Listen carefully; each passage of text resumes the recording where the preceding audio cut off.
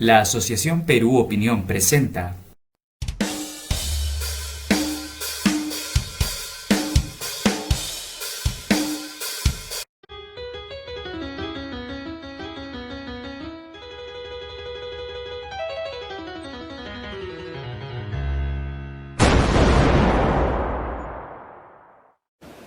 Queridos amigos, estoy feliz de saludarlos y hacerles saber que con la Asociación Perú Opinión estamos abriendo un nuevo capítulo que viene desde hace un poco más de 8 años atrás.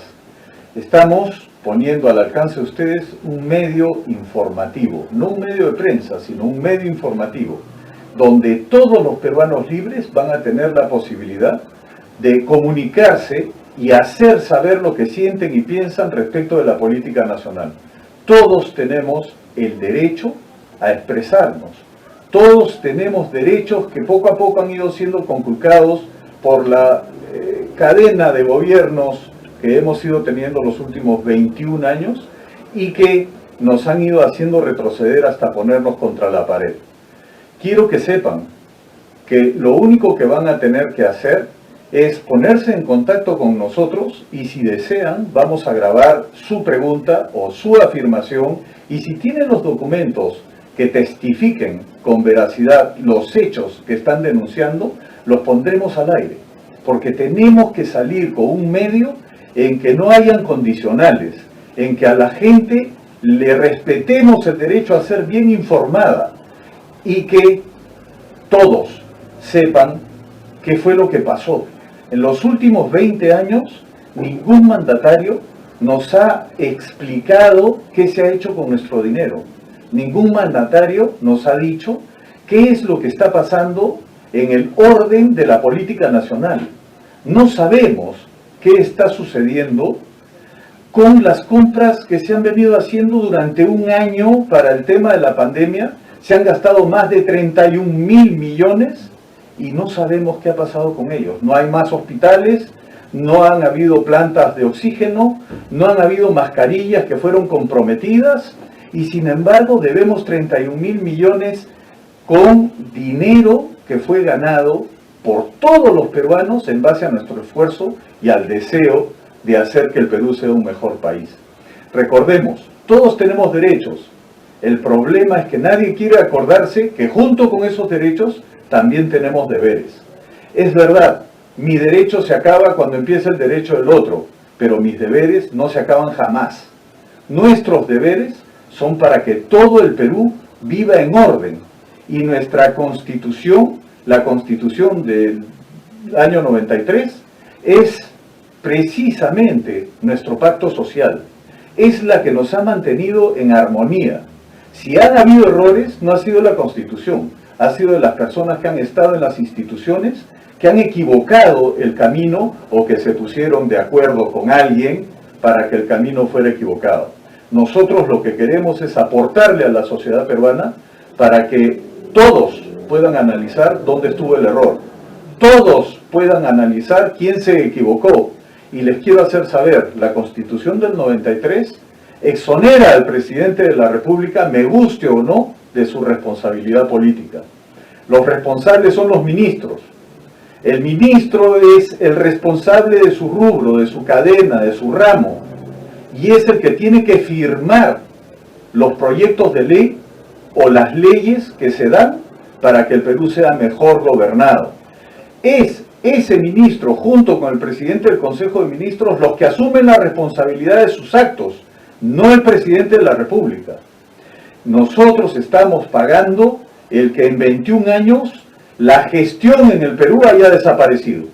Se ha estado gobernando en piloto automático y el piloto automático nos ha traído a lo que estamos viviendo, con algunos agravantes que son serios. Hemos estado viviendo con la presión del globalismo que nos ha ido metiendo en la cabeza que tenemos que dejar de comer lo que nos gusta, porque nos hace daño. Que tenemos que dejar de hacer lo que nos gusta, porque nos hace daño.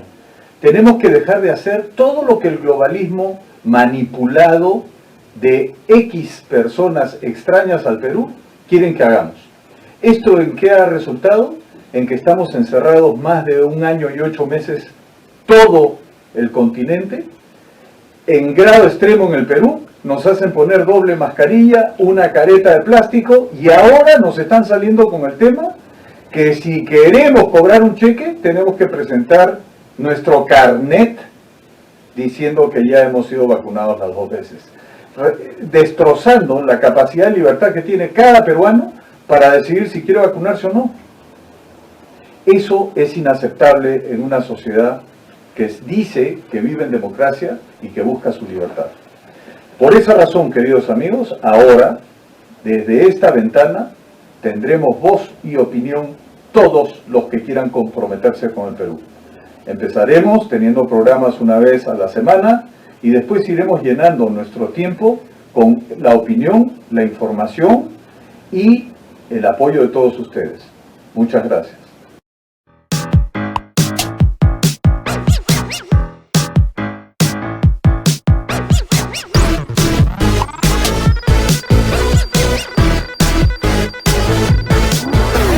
Compatriotas, buenas noches. Este es nuestro primer programa de Perú Opinión. Mi nombre es Ergasto Silva y me corresponde hacer una entrevista. En esta ocasión, siendo nuestro primer programa, consideré más que necesario pedirle a Julio Caballero, que es nuestro gerente, que me acompañe en esta oportunidad y conversemos sobre algunos puntos de Perú Opinión. Julio, ¿qué tal? Buenas noches. ¿Qué tal? Buenas noches, Ergasto. Feliz de estar acá en este programa. Un placer, Julio. ¿Hace cuánto tiempo que nos conocemos? Hace no tantísimo tiempo, pero ha sido un tiempo muy rico en la conversación y en el desarrollo de la amistad. Gracias a que tuvimos esa oportunidad de conocernos es que yo me encuentro en este momento acá, así que también te agradezco la oportunidad. Julio, ¿cómo empezaste en política? Porque tú no eres nuevo en política. No, es verdad. Yo empecé en política en el año 77 y me fui desarrollando en el ámbito político. Durante mucho tiempo estuve trabajando con el Partido Popular Cristiano cuando el Partido Popular Cristiano era popular y era cristiano. Y cuando dejó de serlo, simplemente dejé la posta, creí que yo no iba a servir en el partido y me independicé de cualquier filiación política. ¿Y estuviste trabajando? Estuve trabajando en el sector privado, como hasta el día de hoy, en que me he desarrollado en ese tema, y he ido convirtiéndome con el tiempo en un gestor de negocios, lo que me ha dado el sustento de mi vida. Muy bien. Y en estos 40 y pocos años que tienes de político, ¿en qué momento comienza a formarse la idea de Perú Opinión como asociación? La Asociación Perú Opinión nace en el año 2013 y nació también del deseo de un grupo de personas, de peruanos, de compatriotas, que se sentían frustrados porque no había quien les ofreciera cultura política transparente. Ese fue el inicio de Perú Opinión. Entonces, lo que hacíamos era reunirnos en un local donde iban personalidades del mundo político y que además habían tenido éxito en su desarrollo como políticos. Entonces, las preguntas eran muy agresivas y lo que nosotros pretendíamos era que nos explicaran qué significa ser congresista, qué significa ser ministro, qué significa ser presidente del Comando Conjunto, qué significa ser el puesto que alguien les dio. Ok. Esto fue a partir del año 2013. 13, así es. Y estuvo vigente, digamos, hasta más o menos ¿qué fecha? La asociación estuvo funcionando más o menos bien. El problema es que toda esta gente que estaba muy entusiasmada querían que las cosas se precipitaran, que pasaran muy rápido. Y en política, lo único que no pasa rápido es el efecto político. Entonces, hubo gente que empezó a decir esto, no tengo el tiempo de venir. Hubo gente que se enamoró y entonces no tenía el tiempo físicamente para nuestras reuniones, que eran normalmente de noche. Eso hizo que la asociación tomara un respiro y ahora, en que vemos que el país está como está, hemos decidido renovar el impulso para ponernos a disposición de la gente y empezar a hacer cultura política. Perfecto. Y dime una cosa, esto de sin fines de lucro, es una asociación sin fines de lucro. Bueno, ¿Esto qué significa? la teoría legal dice que las asociaciones son entidades que no pueden lucrar. Y eso significa que todo el dinero que les entra durante el año, el último día del año, en su balance general, tiene que haber sido consumido. No puede quedar utilidad de ningún tipo. Entonces, depende pues de la buena voluntad de la gente que crea en lo que está haciendo la asociación, en que de pronto pues se sienten felices de ver lo que estamos haciendo y entran en contacto con nosotros y nos hacen algún tipo de donación. Esa donación va a servir para concretar los objetivos que tiene la asociación. Por eso es que nosotros en algún momento entraremos en contacto con gente importante de la Sociedad Nacional de Industrias, de ADEX, de todos los que puedan creer y sentir que vamos a poner en la mente de la gente qué necesita el Perú para que la política sea política y no sea la payasada que estamos viviendo. Perfecto, Julio. ¿Quiénes conforman el equipo en este momento de Perú Opinión? Somos 8 personas. Dentro de esas 8 personas hay profesionales de muy alto nivel. Lo que se está manejando es el asunto administrativo de la asociación. Tenemos disposiciones entre nosotros que hacen que todo nuestro movimiento económico sea muy transparente. Tenemos a un científico del más alto nivel que es un especialista en gobierno digital y que cuando él nos explique lo que es gobierno digital ya veremos qué engaño hemos estado viviendo desde la época de Alan García. Sí. Y ya lo veremos, ¿no? Muy bien, y además de este segmento de entrevista, además de este especialista en temas tecnológicos, ¿qué otros segmentos pensamos colocar? Tenemos a un profesional en temas antropológicos y arqueológicos que está desarrollando como con manzanitas el desarrollo histórico del Perú. Para que si lo ve un niño lo entienda y si lo ve un niño de 70 años se dé cuenta en qué estuvo equivocado y en qué no. Vamos a desmistificar todas las barbaridades que se nos han ido diciendo o en los medios de comunicación o en los colegios con profesores mal formados o con nuestros padres de familia que muchas veces no supieron cómo contestar y nos dejaron hacer creer que era como lo teníamos en la cabeza. Podríamos decir entonces que este programa, además de ser un programa político, va a ser un programa educativo. Educativo y cultural, sin ninguna duda. Julio, además de los segmentos que ya nos has comentado que va a tener el programa, ¿qué otros segmentos hay? Bueno, tenemos, además del mundo científico del gobierno virtual, además de nuestra propia posición editorial, además de este segmento de preguntas y respuestas para que los peruanos tengan la oportunidad de expresarse, va a haber la parte cultural que te le he comentado hace un minuto, pero también vamos a tener a una señora que es animalista y que tiene mucho compromiso con el mundo de los seres vivos. ¿Ok? Y acabamos de tener una conversación con un coach del más alto nivel que hay en la región Sudamérica. Entonces, no quiero adelantar nombres, lo que quiero es que cuando salgamos a la presentación pública, todo el mundo tenga la felicidad por la sorpresa de quiénes somos. Muy bien. Hablaste de la línea editorial. ¿Cuál va a ser la línea editorial del programa? Mira, Ergasto, en general, nosotros queremos que el ciudadano peruano tenga una ventana en donde expresarse. Pero, definitivamente, nosotros estamos muy comprometidos con algo que de repente podrían haberlo vuelto trillado, pero que es una realidad para nosotros, como tú sabes. Dios, patria, familia. Eso es sustantivo para nosotros. No hay la posibilidad que nos alejemos de esa línea propia, por convicción y porque creemos que es una verdad. Entonces, tenemos sustento ético. A nosotros, a ninguno de nosotros nos pueden señalar porque hemos cometido alguna falta ética de ningún tipo que pueda perjudicar a nadie. Nosotros somos solidarios con toda la gente que se ha acercado a nosotros y los que tampoco se han acercado a nosotros también somos solidarios con ellos. No le exigimos a nadie un credo confesional, lo que les exigimos a todo el mundo es que crean en algo. Si tú no crees en algo, estás perdido. No tienes a quién proyectarte. Las personas que no tienen a quién proyectarse tienen una vida muy infeliz. Por eso es que podemos tentar a la persona a conversar sobre temas que le dan sustento ético. Porque es eso. Y para todos nosotros, como tú lo sabes, nuestra familia es lo más importante que puede existir. No hay alternativa. Es la parte más importante de nuestra vida, nuestra familia. Y como es la parte más importante para nuestra vida, nuestra familia, consideramos a la familia de todos.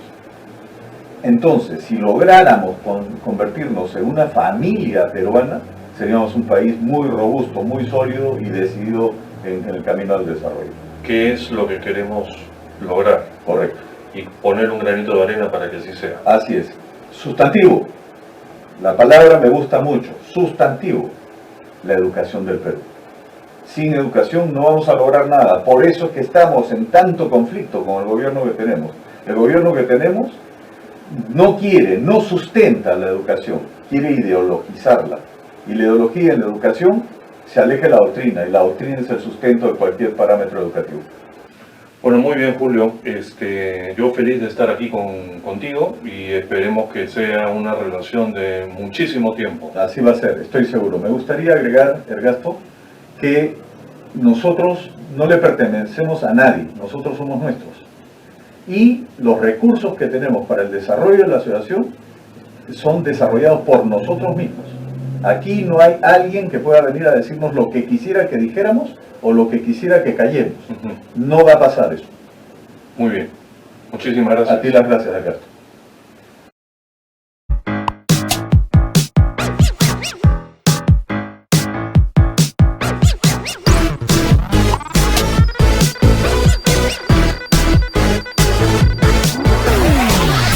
Guido, bienvenido. Señores, él es Guido Bravo. Yo recién lo conozco. Guido, ¿puedes comentarnos quién eres? ¿A qué te dedicas? Muy bien. Bueno, yo soy Guido Bravo, Monteverde. Soy consultor, soy catedrático universitario y soy coach. ¿Y a qué me dedico? A ayudar a personas, familias y organizaciones a que mejoren en los aspectos que requieren mejorar. Muy bien. En este momento, ¿estás trabajando en algún sitio? Sí. Tengo una consultora, GBM y Asociados, Uh-huh. y también soy catedrático a tiempo completo de la Pontificia Universidad Católica del Perú en la Facultad de Gestión y Alta Dirección. Ah, ok, muy bien. Guido, ¿cómo es que llegas a nuestro programa, a Perú Opinión? Bueno, me convocaron unos amigos del colegio, de la promoción del colegio, Uh-huh. y cuando vi el proyecto, pues me encantó, y dije, cuente conmigo, ¿no? Así que aquí estoy para esta primera sesión. Muy bien. ¿Qué temas son los que vas a tratar en tu segmento? Me queda claro que lo de coaches, Va a estar ahí bastante presente porque en realidad todas las personas tienen que mejorar. Uh-huh. Necesitan mejorar y a veces no encuentran salidas.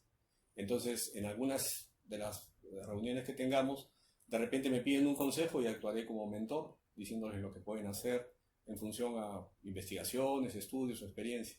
Y en otras oportunidades, lo que voy a hacer es ayudarles a que encuentren la respuesta ellos mismos, como es lo que hace un coach. Muy bien, Guido. ¿Algo más que quieras agregar? Pues nada, con mucho entusiasmo y a la espera de que empiecen los programas para recibir llamadas y poder ayudar en lo que se pueda. Bien, Guido, muchas gracias. No, qué ocurrencia.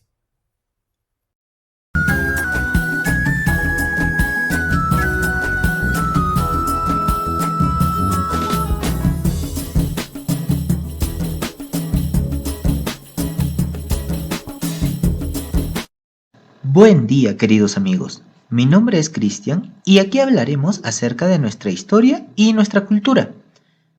Vamos a empezar con un pequeño resumen acerca de la historia de nuestro país. Existen muchas propuestas para dividir la historia prehispánica del Perú, aunque las más aceptadas son las de Lumbreras, quien se basa en un criterio socioeconómico, y la de Rowe, que se basa principalmente en el desarrollo de la cerámica. Los dos primeros periodos para Lumbreras son el arcaico y el lítico, mientras que para Rowe todo esto sería el precerámico. Y es durante estos periodos que se desarrolla la civilización o cultura caral, además de extenderse la tradición de los templos en U por casi todo el país. El siguiente periodo, según Lumbreras, sería el formativo, que abarca el periodo inicial y el horizonte temprano en la periodificación de Row.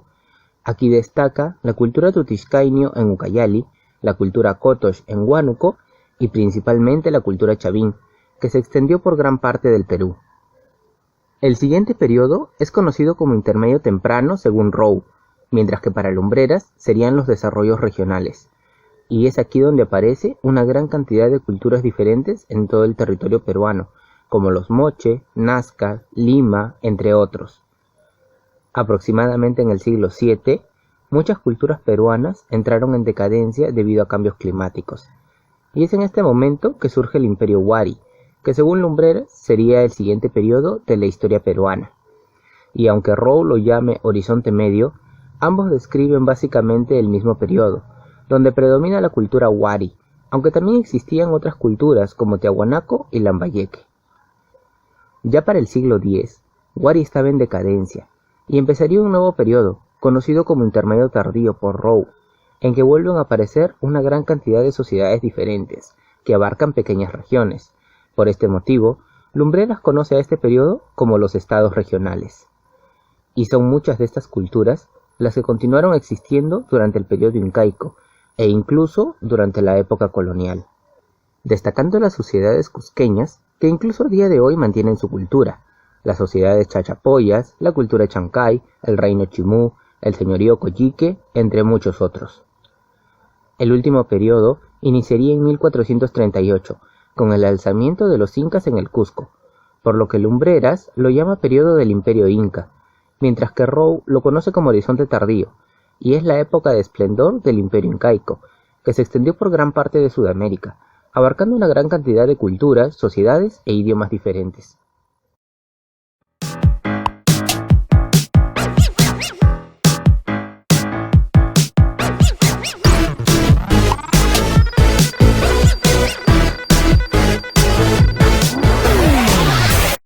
Carlos, bienvenido.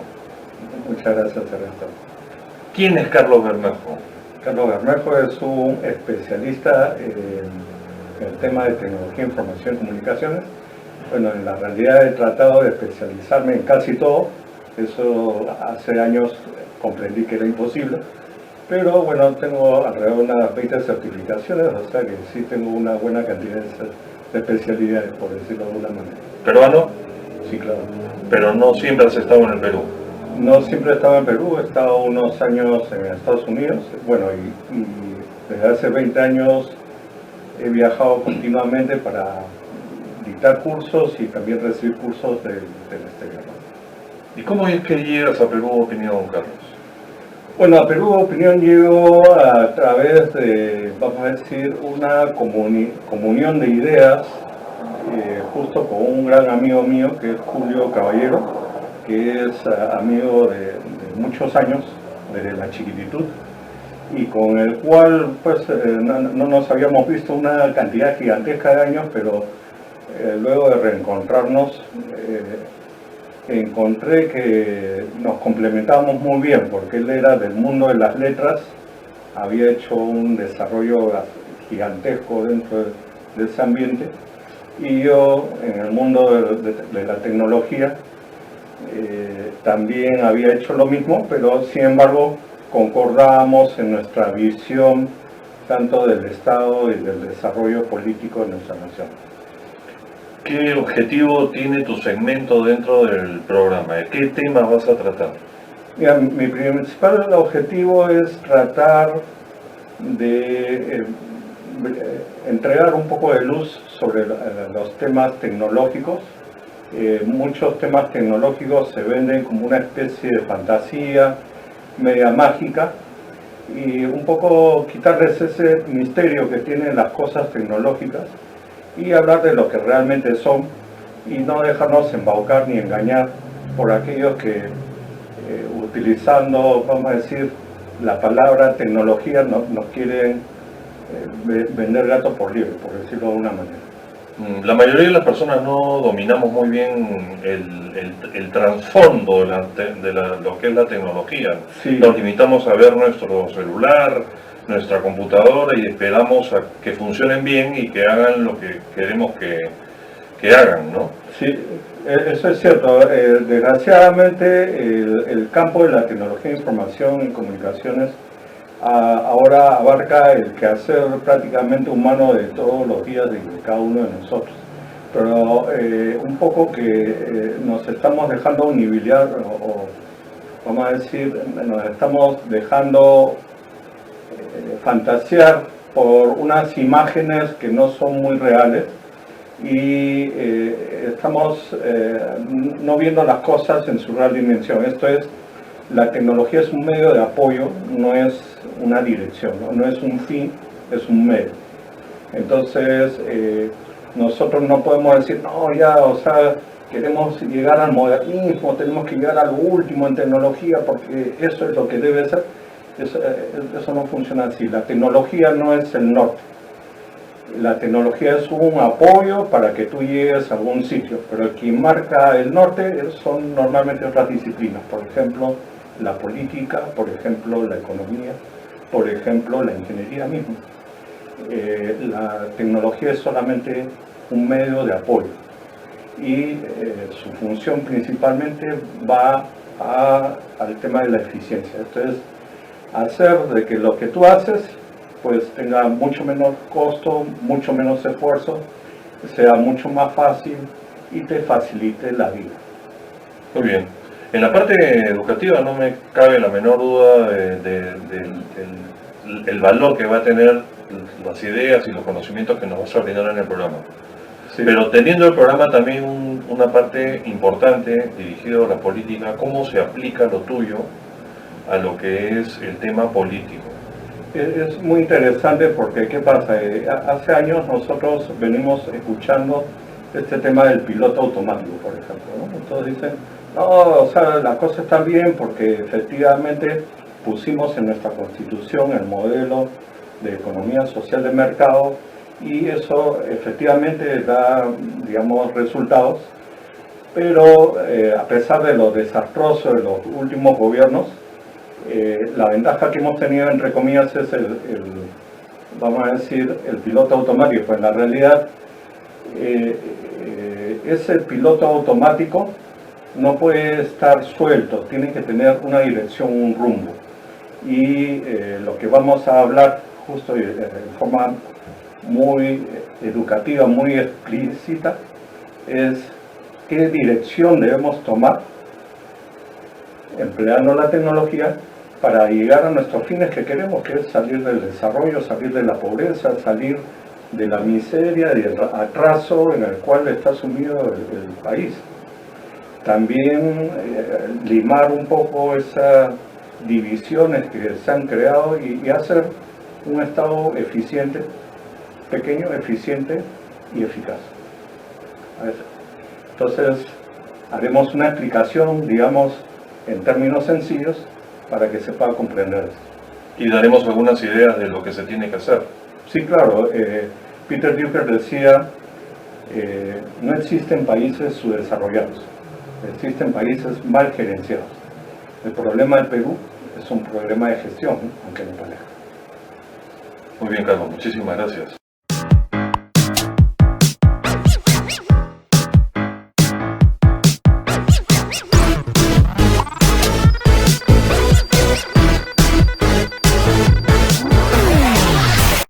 Cecilia, bienvenida. Gracias. Nos conocemos hace muy poco tiempo. Quisiera que utilizáramos estos primeros minutos en que nos cuentes al público y a mí quién es Cecilia Mavila, a qué se dedica. Buenas, mi nombre es Cecilia Mavila, estudié contabilidad, me he dedicado principalmente al comercio exterior y he trabajado en empresas constructoras y en empresas exportadoras, de rubro de agroindustria. ¿Actualmente qué haces? Actualmente estoy trabajando en una empresa que desarrolla un sistema no convencional de construcción que funciona en Estados Unidos desde el año 1945, pero aquí en Perú no es muy conocido. Es un sistema de paneles Y bueno, estamos introduciéndolo, también hacemos construcción convencional, pero ese rubro ahorita está un poquito detenido. Muy bien. ¿Cuál es el nombre de la empresa? ACESAC. Ok. ¿Qué cargo ocupas ahí, Ceci? Ahí me ocupo de la administración y también del comercio exterior, porque todo el insumo tenemos que importarlo. Muy bien. ¿Estás casada? Sí. ¿Sí? ¿Cuántos hijos tienes? 2, ¿De qué edades? 22 y 17. ¿Están estudiando? Sí, los dos. Muy bien. Te felicito, Cecilia. Yo Gracias. tengo 3 hijos. Mis 3 hijos son mayores que los tuyos y ya están trabajando. Felizmente. La época no es fácil. Sí, no es. Esta se llama Perú Opinión. ¿Cómo llegas al programa Perú Opinión, Ceci?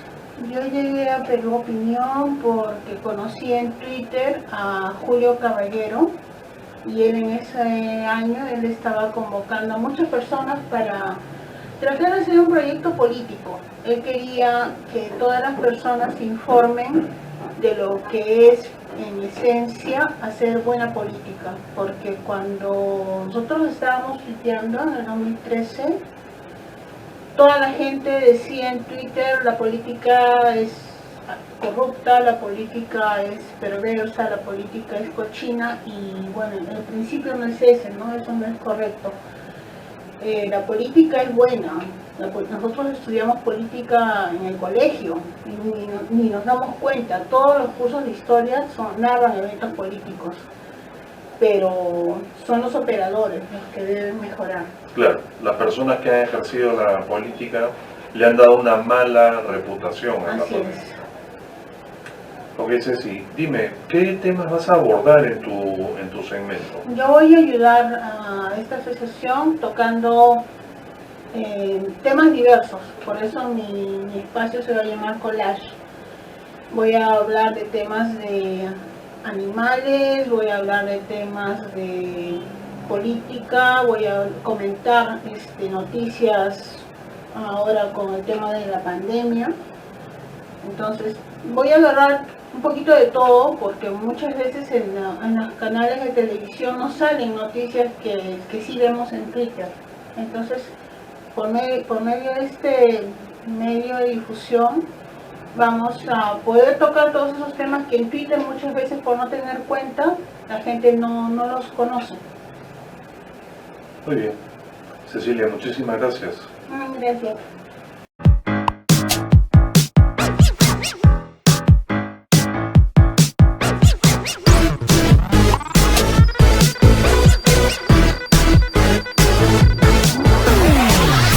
Buenas noches, compatriotas. Esto es Perú Opinión. Mi nombre es Gastón Silva y me complace en esta ocasión presentarles a una persona que por su nombre solo habla por sí mismo. Todo el mundo conoce a esta persona. Ella es nada más y nada menos que Marta Chávez. Bienvenida, Marta. Gracias, Ergasto. Mi saludo también a las personas que se conectan con esta plataforma. Gracias.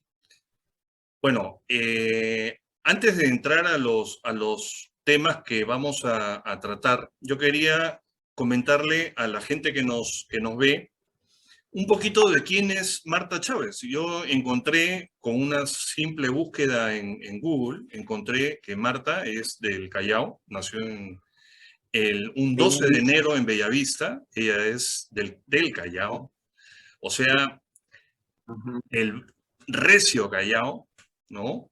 Abogada y política peruana, abogada por la Universidad Católica. Pero antes de ser abogada en la Universidad Católica, ella estudió en un colegio en San Miguel, me parece. No estudiaste en un colegio del Callao, sino en un colegio de San Miguel. Sí, en verdad nací en el Callao, Ergasto, porque ahí quedaba la maternidad de Bellavista. Ah, ok. Pero mis padres vivían en San Miguel. Ah, ok. Yo he vivido en San Miguel, bueno, fui a nacer nada más en Bellavista y después regresé a San Miguel hasta la edad de 8 años, en que ya nos mudamos hacia Pueblo Libre, donde todavía está la casa de mis padres, donde he vivido hasta que me casé. y ya me vine a San Borja, ¿no? Sí. Pero tu primaria y Y tu mi secundaria colegio, la hiciste en San Miguel. en un colegio, sí, el Colegio de Madres Italianas, el Colegio de Santana, de la Congregación de Hijas de Santana, fundada por una monja italiana, ¿no? Sí. Ok. ¿Hablas italiano? Hablo italiano, pero estudié italiano hasta el tercer año de primaria, porque teníamos monjas italianas que apenas hablaban castellano. Pero después ya dejamos el italiano, comenzamos con el inglés y el castellano, pero luego ya cuando casi cercana a bordear los 30 años, fui becada y viví un año en Roma.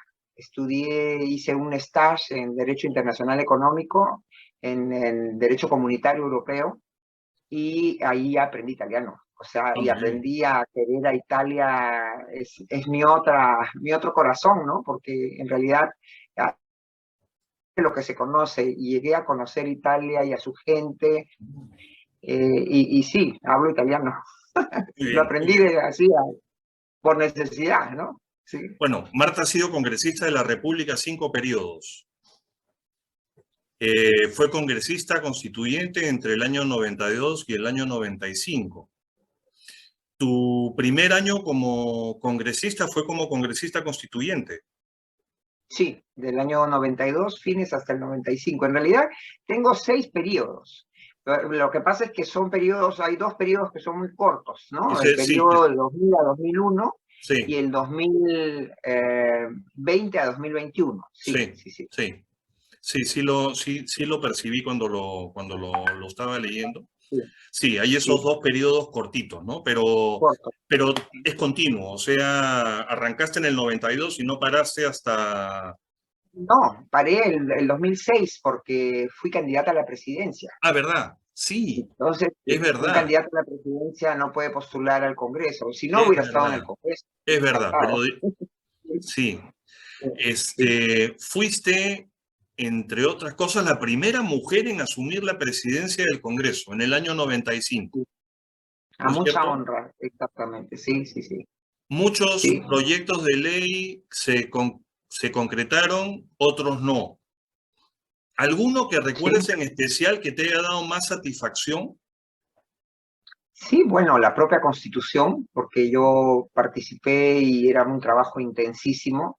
Fue un año pleno donde prácticamente no conocíamos las horas del día, entrábamos tempranito y salíamos tardísimo, y además unas discusiones de muy alto nivel, y me tocó ser la secretaria de la mesa directiva de la Comisión de Constitución, que era la comisión que se encargaba de la redacción y la defensa luego ante el pleno del texto constitucional, al lado de 2 magníficas personas que lamentablemente ya partieron, que es el doctor Carlos Torres y Torres Lara y el doctor Enrique Chirino Soto.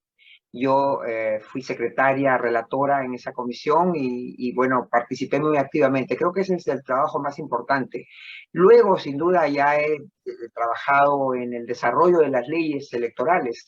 Todas las leyes del sistema electoral he participado y soy coautora, ¿no? De la Ley Orgánica de Elecciones, la ley del RENIEC, del Jurado Nacional de Elecciones, de la OMPE, ¿no? Entonces, hay muchas leyes, sí, muy importantes, que en estos momentos no recuerdo: la ley de servicio militar, la ley también de la especialización del servicio industrial de la Marina de Guerra, me tocó impulsarla, ¿no? Hay muchas leyes, ¿sí? Y entre ellas la primera ley de protección a los animales, porque hay que decirlo, la primera ley de protección a los animales, que me costó Dios y su ayuda sacarla, porque algunos pensaban que era una frivolidad ocuparse de los animales, de su protección.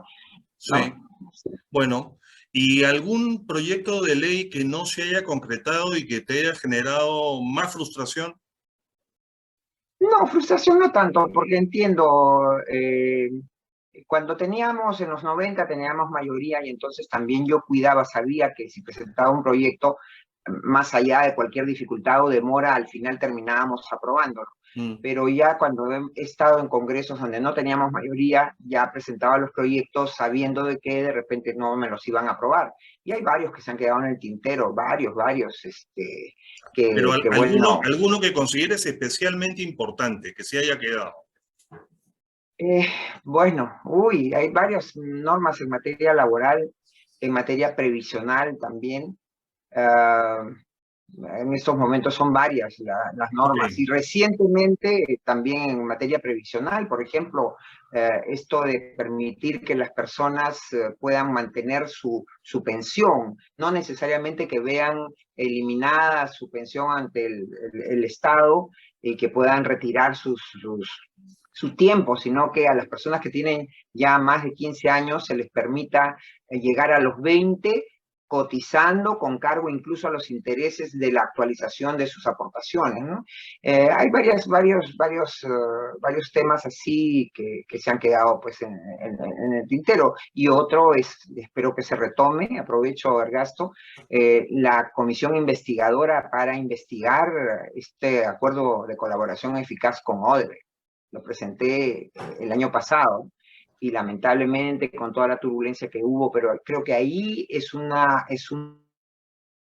parece que ahí ha corrido mucha corrupción, mucho interés político, y el gran beneficiado ha sido Odebrecht y sus funcionarios corruptos y corruptores, ¿no? Ese es un tema pendiente, quizás si me hablas de alguna frustración, tengo esa frustración, porque veo que el equipo de fiscales sigue empoderado y nos han sacado la vuelta al país, le han sacado la vuelta al país, ¿no? Sí, y ellos, que debieron haber esclarecido todo, parece que son parte del problema, ¿no? Sí, Parece. además, en todos los años que tengo, Ergasto, jamás he visto un acuerdo de colaboración eficaz que comprometa a toda la administración pública del país, que comprometa cientos de millones de soles y que nadie lo conozca. Solamente los conocen porque ni los fiscales de la nación en su momento, aparentemente ni los ministros, aparentemente ni el presidente del Poder Judicial, lo conocen solamente el procurador que intervino, el señor Vela Barba y el señor Pérez, y pare de contar, ¿no? Sí. Y sin embargo, se ha comprometido la administración de justicia, se ha garantizado libertad, exclusión de determinados delitos como el de lavado de activos, se les ha garantizado que puedan realizar sus bienes, ¿y a cambio de qué? A cambio de nada, porque el Perú no ha obtenido ninguna información. Toda la información necesaria podía haberla intervenido de Estados Unidos, cuyo sistema jurídico, su sistema judicial ya había obtenido toda la información necesaria en noviembre del año 2016, ¿no? Y sin embargo, acá aparentar un acuerdo de colaboración eficaz, nos estuvieron tonteando con que los codinomes, con que los archivos en sistema Drowsy y tanta cosa que estaban en secreto, pero ya todo eso lo tenía Estados Unidos, y tenemos convenios de cooperación regionales y mundiales donde Estados Unidos es parte y Perú es parte, y hubieran podido intercambiarse esa información sin necesidad de regalarle los cientos de millones de soles que le han regalado a Odebrecht, ¿no? Así es. Marta, encontré que fuiste convocada por el presidente Fujimori en junio del 92 para la Secretaría del Consejo de Ministros. Sí. ¿Ahí es que comienza tu carrera política? Bueno, carrera política como ya dentro de un nivel de confianza, porque yo me formé y trabajé y me formé mientras estaba estudiando en la universidad. Fui estudiante practicante en el Ministerio de Trabajo desde el año 72. Okay. O sea, hice toda mi carrera paralela, ¿no? Y trabajé ahí hasta el año 84. De ahí paso a un estudio de abogados, uno de los más grandes estudios de abogados y de los más decentes estudios de abogados del Perú, el estudio Rubio Leguía Norman y Asociados. Y de ahí me saca el gobierno del presidente Fujimori, porque yo estudié una maestría en Derecho Internacional Económico en la Universidad Católica, y ahí tuve de compañero a Santiago Fujimori. Y cuando el presidente Fujimori llega al gobierno, él comienza a llamarnos. Y a mí me llaman en enero del año 92, y formo parte de un comité de privatización de la empresa Petromar, que era la Belco que el señor Alan García había nacionalizado, ¿no? Y de ahí paso a formar parte también del comité de privatización de Petroperú. Y luego, cuando el presidente disuelve el Congreso el 5 de abril del 92, yo me convoca el 8 de abril del 92. Y ahí me ofrece trabajar a tiempo completo con el gobierno. Y yo tomé el riesgo. Todo el mundo me decía, no, el gobierno se va a caer, que no sé qué cosa. Y el presidente me ofrece la Secretaría del Consejo de Ministros, que asumo recién en junio, como bien dice Sergasto, porque yo tenía todavía compromisos profesionales en el estudio en el que trabajaba, del cual me aparté totalmente para iniciar mi trabajo en el sector público, reiniciarlo, ¿no? Pero ya a un nivel de confianza, ¿no? Político. Ahora, Sí. el salirte y renunciar a un trabajo de abogado en un estudio jurídico tan importante y asumir ese riesgo en el sector público, ¿qué te decidió a tomar esa decisión? Primero que me di cuenta, Ergasto, de que era un momento crucial para nuestro país. O sea, yo no había votado por el presidente Fujimori en julio del 90, en abril del 90. Y yo voté no porque me gustara el señor Vargas Llosa, sino porque los senadores, conocía yo a algunos de ellos, los conocían de manera personal, y entonces voté por la opción del señor Vargas Llosa, no por la opción del señor Fujimori. Pero bastaron unos meses para darme cuenta que el presidente Fujimori hacía lo que el Perú necesitara. Y entonces me convertí prácticamente en simpatizante de su gobierno. Y cuando vino este tema del 5 de abril, que yo considero como abogada, y se lo dije el mismo 8 de abril del 92 al presidente cuando lo conocí, que me hubiera gustado que no hiciera eso, porque como abogada pues prefiero las cosas dentro de los cánones constitucionales, pero también me di cuenta que estábamos en una situación límite, que no era posible que el Perú siguiera con la formalidad, no iba a alcanzar el propósito que tiene un Estado de conseguir el bien común. Y entonces para mí esa medida fue una medida muy difícil, una medida de extrema necesidad, y apoyé esa medida. Entonces, cuando el presidente me ofrece trabajar para el gobierno, yo era soltera, además no tenía nadie que dependiera de mí. Eso es otra cosa. Me sentía en absoluta libertad, ¿no? Y entonces yo dije, vale la pena arriesgar por mi país, ¿no? Y entonces, porque luego, si digo que no, ¿con qué derecho voy a poder luego decir por qué no se hace esto, por qué se hace así, así? Y tomé el riesgo, es verdad, y no me arrepiento, lo volvería a hacer porque creo que se gestó una recuperación del país, se le devolvió el futuro al país, y por eso además pude luego, el presidente me invitó a algo que yo no pensaba, a postular al CCD, ¿no? Al inicio me negué, porque dije, no, lo mío no es hablar en el Congreso, sino ante los tribunales, porque yo era abogada procesalista en materia laboral. Pero tomé también ese riesgo y resulté elegida, y de ahí no he parado, pues en verdad, sí. Marta, los 10 primeros años de congresista, tú has sido parte del gobierno y posteriormente has sido de la oposición. Sí. ¿Qué tal experiencia esa? Bueno, algo muy claro, Ergasto, y que siempre lo digo sin mayor ambaje, sin ocultar nada. No es lo mismo que un gobierno tenga el poder ejecutivo y tenga mayoría en el Congreso. Cuando un gobierno tiene el poder ejecutivo y mayoría en el Congreso, es mucho más fácil hacer los cambios que se necesitan sin estar en componendas ni en mediatizaciones. Por eso es que, Ergasto, todos los partidos políticos presentan lista al Congreso y lista para la presidencia, para el Poder Ejecutivo. Es muy raro, cuestiones excepcionales hacen que un partido no se presente en fórmula presidencial y solo fórmula congresal. Y si lo hace, está muy mediatizado en conseguir su programa de gobierno, ¿no? Y entonces yo he pasado la experiencia desde el año 92 fines hasta el año 2000, fines también de 2000, donde había una mayoría absoluta en el Congreso y teníamos un liderazgo de un presidente a cargo del Poder Ejecutivo y era mucho más viable, también había mucha más responsabilidad, porque había que hacer mayor coordinación, ¿no? Y entonces después ya hemos visto que ningún Congreso ha tenido mayoría para el Poder Ejecutivo y se han producido todos estos acomodos y estos arreglos bajo la mesa y estas frustraciones como proyecto político, ¿no? Sí, todas las cosas raras que hemos visto recientemente, ¿no? Sí, sí, Este, Marta, vamos a hacer un cortecito, ¿ya? sí, con Y gusto. estamos regresando en un minuto. Perfecto, Compatriotas, perfecto. regresamos en un minuto. Muchas gracias. Bueno, retornando, retornando a nuestra entrevista con Marta Chávez.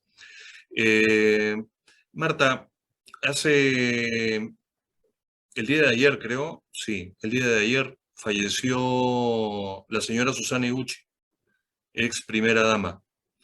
¿La conociste?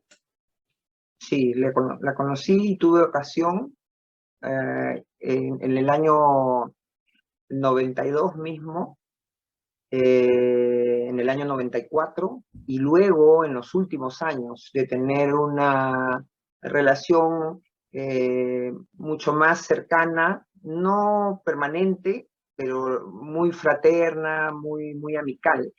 Y siempre tuve con ella una relación de respeto, en primer lugar porque era la esposa del presidente Fujimori, en segundo lugar porque era la madre de Keiko Fujimori, de Kenji, de Sachi, de Hiro, y porque era una mujer valiosa, temperamental ciertamente, con los errores que tenemos todos los seres humanos, intensa, sí, eh, pero una mujer decente, ¿no? Y además muy creyente. Y a mí me emociona mucho que ella haya partido luego de varias semanas de una lucha muy fuerte contra la enfermedad, haya partido en un día mariano, ¿no? El día de la Inmaculada Concepción, que es una fiesta tan importante para los católicos, ¿no? Entonces, sí, ayer yo he estado en su velorio, fui a presentar mis respetos a la familia y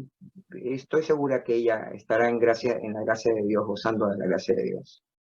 Muy bien, Marta. Yo no tuve la oportunidad de conocer a la señora Susana, no conozco al presidente Fujimori, pero te hago Ujú. llegar mis condolencias por esta pérdida. Sí, gracias. Ahora ella sufrió mucho también porque a raíz de algunas declaraciones de ella que tenían su razón en su momento, tenía sus propios cauces, quisieron agredir siempre a Keiko, presentándola como una mala hija, ¿no? Y ella a veces Sí, se hasta entristecía y a dijeron, veces se reía de eso, hasta ¿no? aseguraron en algún momento que ella participaba en sesiones de electroshock a su mamá. Sí, sí, no, y en verdad nunca hubieron sesiones de electroshock, fue un tratamiento que se le hizo por médicos muy decentes y muy profesionales de un hospital público de Lima, ¿no? Eh, Ciertamente tenía una fragilidad emocional por su intensidad, también era intensa, pero ella apoyó desde que he visto los procesos en que Keiko participó políticamente el 2006, 2011, 2016, 2020. Ella la ha apoyado muchísimo y la recuerdo, siempre lo digo, la recuerdo defendiendo a su hija como una tigresa, como una leona, allá muy pronto, el año 2001, cuando en el gobierno de Toledo ya comenzó la persecución contra su hija, ¿no? Y ella siendo congresista del FIN, ella se plantaba en defensa de su hija, incluso ofreciendo su propia integridad física en defensa de su hija. Sí, sí, sí, siempre la voy a recordar con esa firmeza, con ese valor, ¿no? Sí, yo no hace más de un año que me he tratado de involucrar en temas políticos, porque antes no me interesó, pero ahora me he involucrado. eh, y me parece increíble cómo la política y la otra parte, el contrincante, puede hacer escarnio de inventarse un mito tan degradante como decir, oye, a tu mamá le electrocutaron y tú no hiciste nada al respecto, ¿no? Impresionante. O incluso presentar que el hecho de que Keiko hubiera asumido muy jovencita el cargo de primera dama hubiera significado una deslealtad a su madre. No, su madre le entregó la posta. Y Claro. hay videos de eso. ¿no? Ha habido mucha maldad, mucha maledicencia, han querido distanciarla, generar encono, pese a que la familia vivió y es público situaciones muy difíciles con el divorcio de la señora Iguchi, del presidente. Los hijos han mantenido una neutralidad y una comprensión en esa situación, ¿no? Pero no ha habido ese mismo respeto de parte de algunas personas que han llegado a límites pues insospechados, ¿no? De bajeza, de maldad, ¿no? Sí, y la maldad está ahí latente y más activa que nunca, porque hace poco leí que se está pretendiendo iniciarle otro proceso al presidente Fujimori, ¿no? Sí, lamentablemente. Sí, o Sí, sea, sí. ¿y No para acaban, qué? no acaban. Sí, Y eso se ha seguido en todos los gobiernos. Comenzó con Toledo, terminó siguió con el presidente García, también hay que decirlo, y siguió con el señor Humala y sigue con ahora, ¿no? Entonces, es una maldad lo que están haciendo con el presidente Fujimori. No hay ninguna prueba de que él hubiera cometido ningún delito, ¿no? Menos delito contra los derechos humanos. Y sin embargo ahí está detenido, privado de su libertad, ¿no? sí, es El verdad. hombre que salvó al país, que lideró que no fue él solo, pero lideró una lucha contra la quiebra económica, contra el terrorismo, contra el aislamiento internacional, ¿no? Pero bueno, pues la vida se encargará ya de poner las cosas en su lugar y yo solamente pido que el presidente Fujimori tenga salud, tenga mucha vida, pese a que su salud está muy deteriorada, Ujú. pero que resista, ¿no? Bueno, Marta, ok. Quiero retornar por unos segundos al pasado. Me me sorprende un poco esto de tu formación de abogada en la Universidad Católica. ¿Has sido caviar? No, eran otros tiempos, creo. Eran otros tiempos totalmente.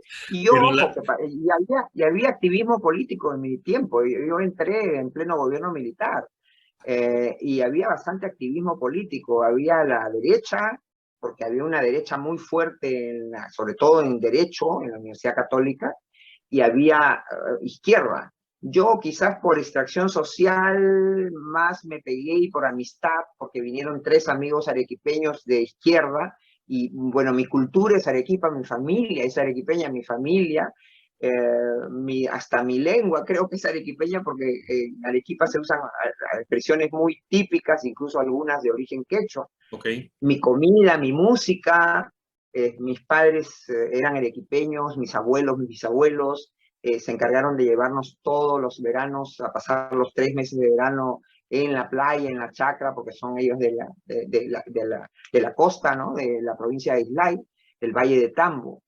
Y entonces encontré mucha afinidad con estos arequipeños que vinieron. Y entonces me inscribí en el frente, o participé en el frente de estudiantes revolucionarios, pero luego muy pronto me di cuenta que eso no era lo mío.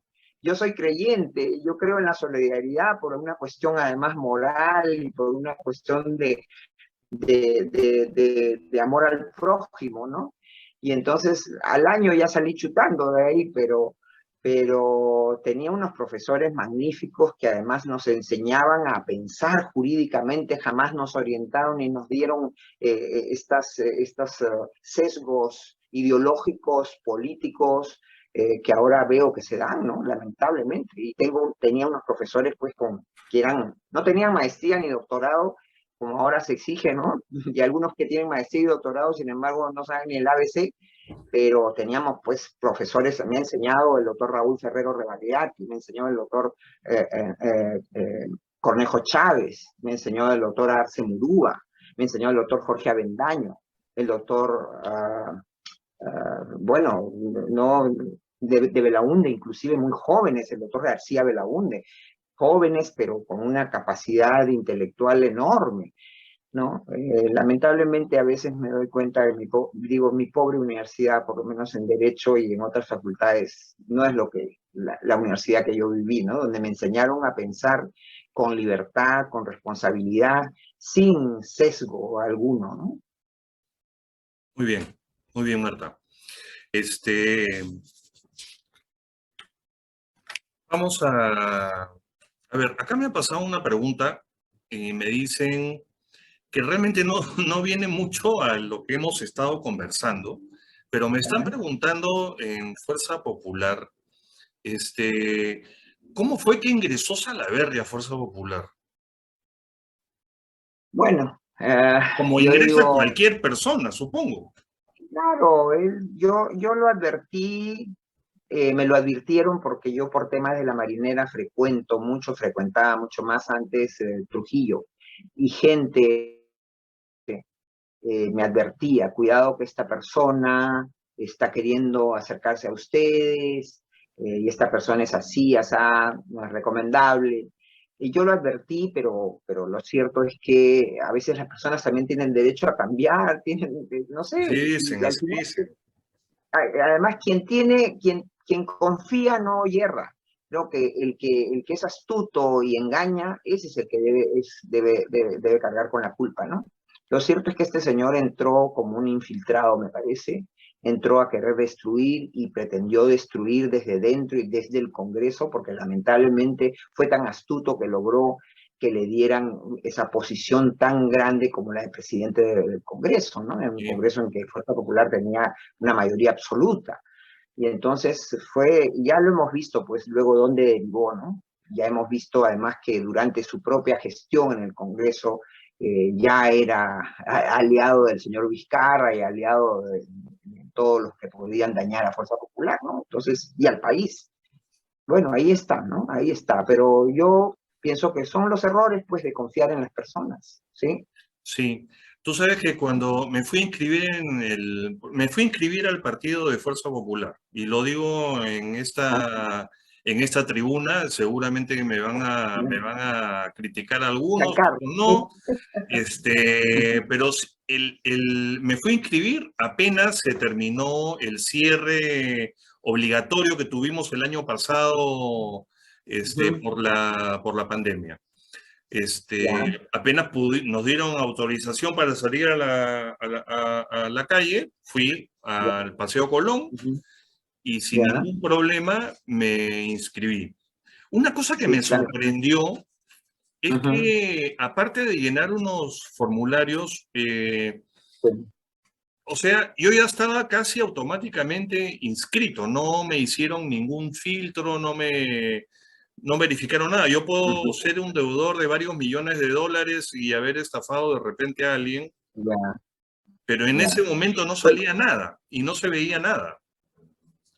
bueno, pero me imagino que se hace paralelamente, porque hay un equipo, conozco que hay un equipo que hace ciertas indagaciones, ¿no? E incluso en registros públicos, en los registros de condenas, ¿no? Lo que pasa es que, claro, también ahora sé que se hacen más cuando se hacen las afiliaciones, ya se firman por lo menos 2 declaraciones juradas, Sí, que también las puedes falsear. Si no eres una buena persona, puedes hacer una declaración jurada falsa, ¿no? Y sí, entonces, sí, pues son los riesgos de esos procesos de afiliación que además con este proceso de cada día al que yo me he opuesto en cuanto ha sido posible de querer regimentalizar y prácticamente estatizar a los partidos, pese a que son entes privados, se ha querido dirigirles todo, ¿no? Apropiarse de ellos desde el Estado. Entonces, bueno, a veces hay que cumplir procesos que no son los más adecuados, no sí, se deja la naturalidad del accionar y de la captación y el proselitismo de una organización política, porque te vienen con plazos para que cumplas determinados requisitos, sí, como ahora las cuotas de sí. hombre y mujer, la paridad para los cargos de alcaldes, gobernadores. Entonces todos los partidos corren. Sí, para mí eso es algo muy negativo, muy negativo. Marta, vamos a hacer una nueva pausa. ¿Ya? Ya ¿Cómo? volvemos, ya volvemos. Muchas gracias. Señores, estamos de regreso. Gracias, Marta. Eh, Encantado. Quería preguntarte, ¿cómo es posible que que teniendo Fuerza Popular en el Parlamento 73 congresistas, de oposición sean acusados de obstruccionistas. Sí, bueno, yo creo que es un cliché facilista, simplón, el que los gobiernos pretendan desprestigiar la labor de una oposición responsable, que además debe cumplir el mandato popular. Cuando el pueblo elige una mayoría determinada en el Congreso, que no es la que corresponde al Poder Ejecutivo, haciendo un paréntesis, quiero decir, haciendo la salvedad, si te refieres al 2016, a mí me parece que ahí ya hubo la mano del hombre para torcer la voluntad popular, ¿no? Y entonces generó un gobierno que no debía haber sido el gobierno, ¿no? Pero aún suponiendo que eso era legítimo, que no lo creo, como no lo creo que sea legítimo ni de origen ni de ejercicio este gobierno que tenemos actualmente, en ese momento la oposición tenía que actuar con mucha responsabilidad y con mucha claridad, cumpliendo su rol, ¿no? Y entonces, claro, el facilismo desde el lado del Poder Ejecutivo fue acusar de obstruccionismo, pero no hubo tal obstruccionismo, porque esa mayoría opositora fue tan responsable que le dio facultades legislativas, delegadas. Le aprobó la ley de presupuesto, le aprobó una serie de iniciativas al gobierno y le dio confianza a los gabinetes de ese gobierno, ¿no? Y entonces, eso de obstruccionismo fue una etiqueta con el propósito de generar una situación de querer paralizar al Congreso, maniatar al Congreso, privarlo de su facultad fiscalizadora y de control político y de equilibrio de poder, ¿no? Entonces, más allá de los errores. Pero a pesar de percibir eso, el equipo de trabajo de Fuerza Popular, como que cayó en de alguna forma, el paquete de obstruccionista ya había sido creado y la opinión general es que fue un congreso obstruccionista, ¿no? Y eso es parte del... Sí, hay una cosa. El Poder Ejecutivo tiene mucho poder, valga la redundancia. El Poder Ejecutivo maneja la chequera del país. El Poder Ejecutivo es el que administra los recursos y la fuerza.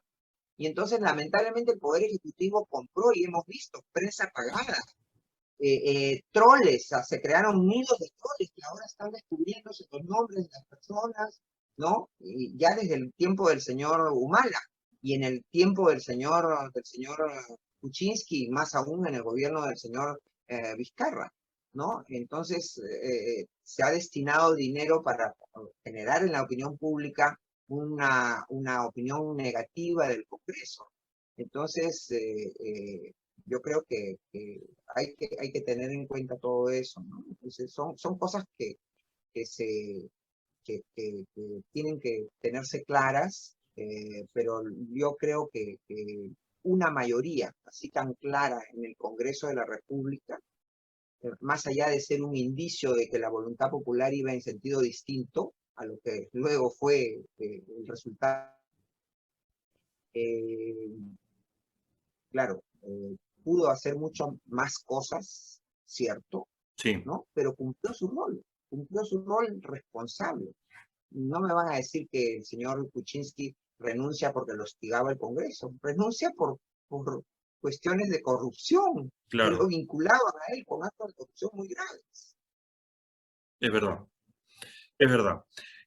Hoy día, el tema en este instante es esta admisión del pedido de vacancia que ha quedado frustrado hace 2 días en el Congreso. Un gobierno que no tiene todavía 5 meses. Allá. Vamos a una pausa, Marta. Mil disculpas. La última pausa. ¿Ya? Gracias. Muy bien. Volvemos a nuestra entrevista con Marta Chávez. Sí, Marta, te comentaba que en el momento actual, con este gobierno que no llega todavía a su quinto mes, el tipo de cambio que en estos 5 meses, pues la moneda se ha devaluado en un 13-14%. Comenzamos con 3 soles 60, estamos en 4 soles 10. La fuga de capitales que ha habido gracias a las deslices que han tenido este partido que nos gobierna y el gobernante. La corrupción. El aparato estatal que vemos que está en manos de sindicalistas, de comunistas, de caviares, simpatizantes de terroristas, cosas que nunca hemos visto, no hemos tenido. Hemos visto hace poco nomás a un sentenciado por corrupción visitando Palacio y tener una reunión de 3 horas y media con el presidente de la República. Y después ha salido y ha dado una conferencia de prensa, ¿no? Y teniendo a espaldas de él representantes de 4 o 5 partidos.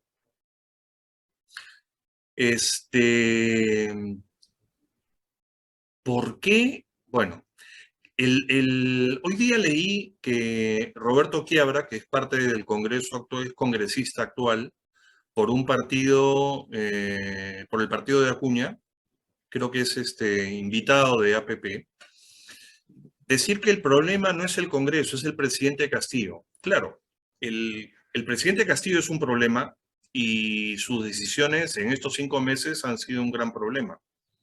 Pero yo también creo que el Congreso es un problema, porque no puedo entender cómo partidos supuestamente demócratas siguen dándole un voto de confianza a este gobierno bajo la excusa de darle gobernabilidad al país, ¿no? Darle la gobernabilidad al país. ¿Qué gobernabilidad? El país no lo está gobernando nadie en este momento.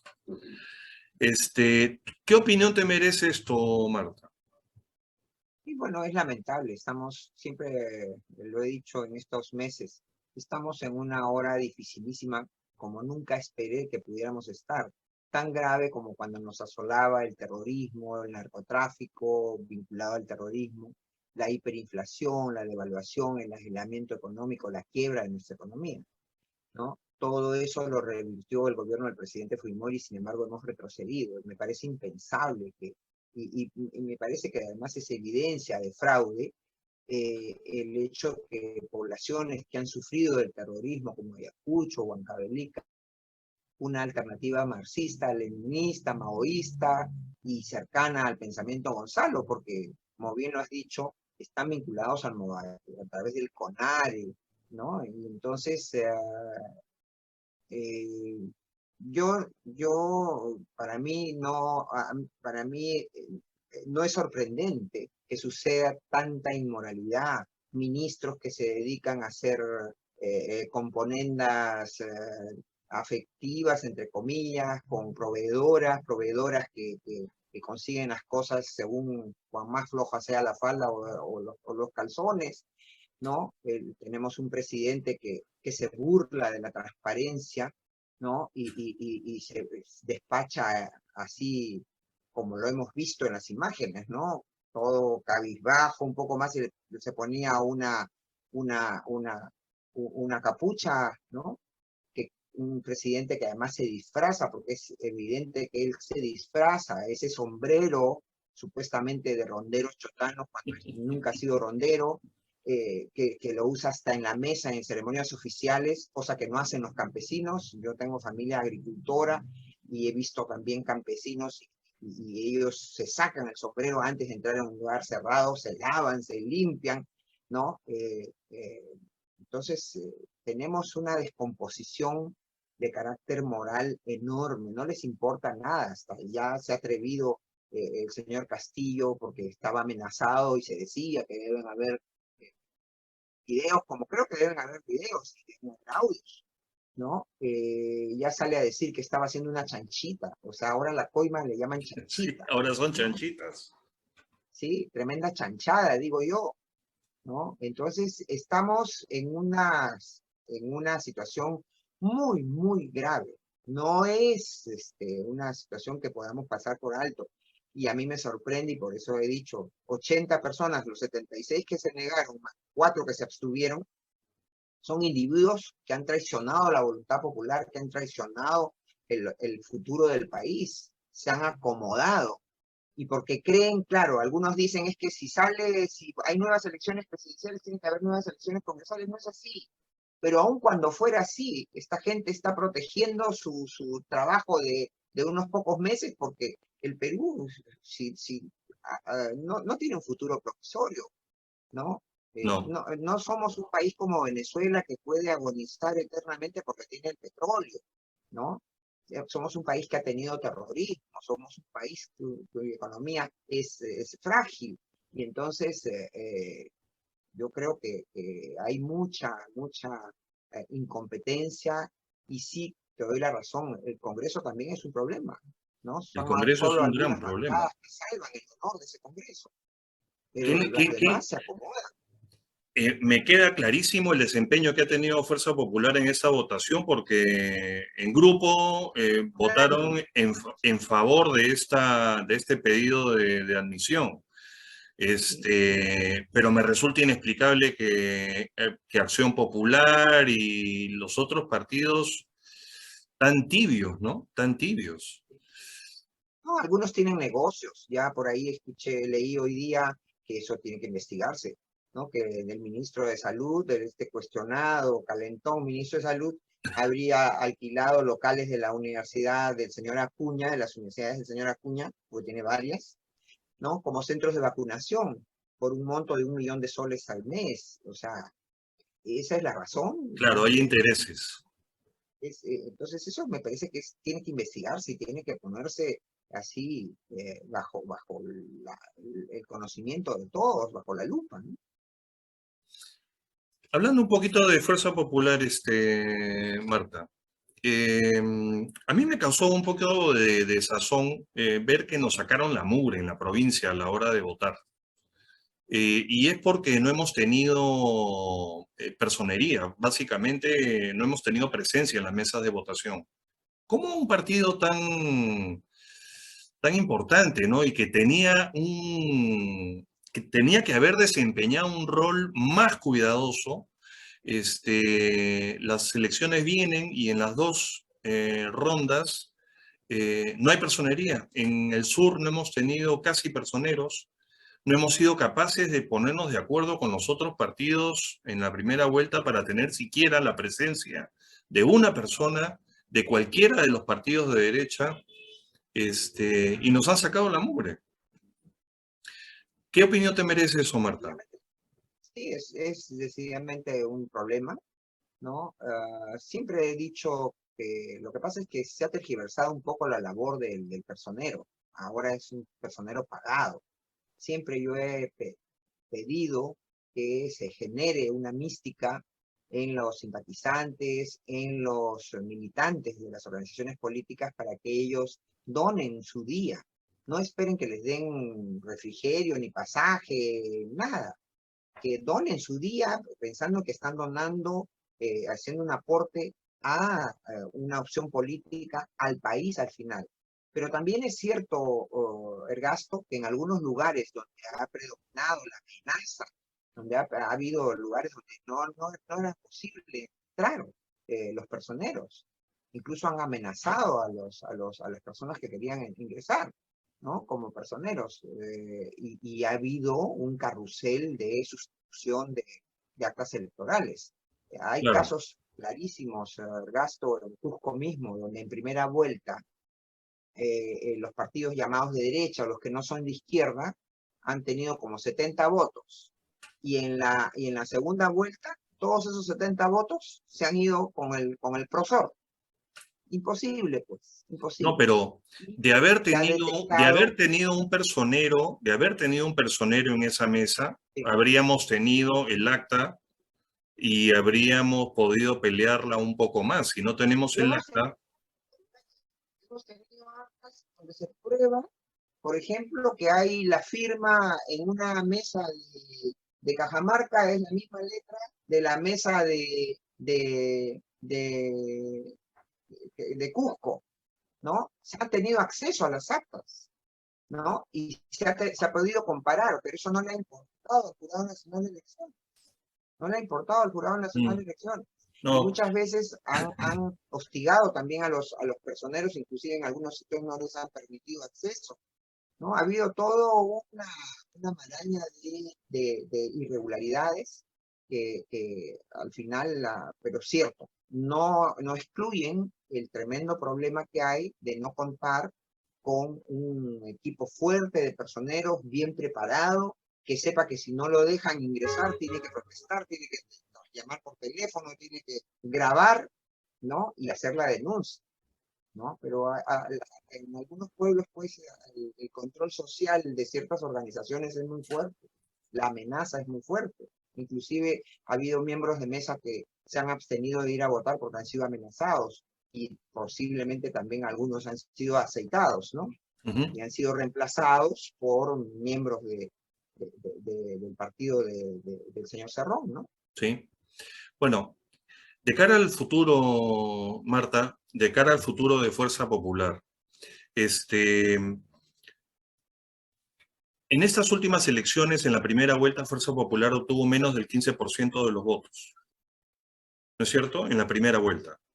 Y en la segunda vuelta, bueno, con todo el complot y la mafia y todo eso, pues no logramos hacer el 50%.